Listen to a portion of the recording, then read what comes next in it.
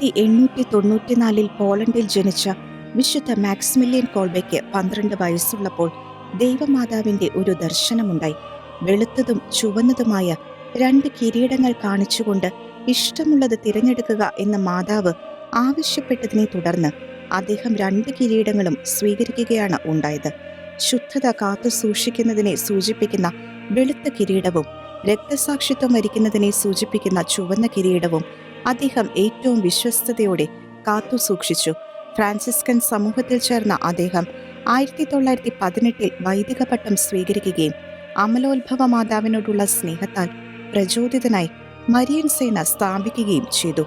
ലോകത്തിന്റെ വിവിധയിടങ്ങളിൽ പ്രേക്ഷിത പ്രവർത്തനങ്ങൾ നടത്തിയ അദ്ദേഹത്തെ 2ാം ലോക മഹായുദ്ധകാലത്ത് നാസി പടയാളികൾ പിടികൂടുകയും ഓഷ്വിറ്റ്സ് തടങ്കൽ പാളയത്തിൽ അടയ്ക്കുകയും ചെയ്തു.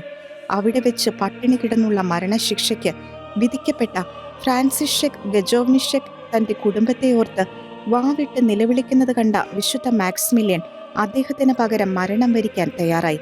തന്റെ സഹതടവുകാരെ പ്രാർത്ഥനയിൽ ധൈര്യപ്പെടുത്തിയും ശുശ്രൂഷിച്ചും സുവിശേഷ പ്രവർത്തനങ്ങൾ തുടർന്ന അദ്ദേഹം 2 ആഴ്ച ഭക്ഷണപാനീയങ്ങൾ ഇല്ലാതെ കഴിഞ്ഞിട്ടും മരിക്കാത്തതിനാൽ 1941 ഓഗസ്റ്റ് 14 അദ്ദേഹത്തെ വിഷം കുത്തിവെച്ച് കൊലപ്പെടുത്തുകയായിരുന്നു.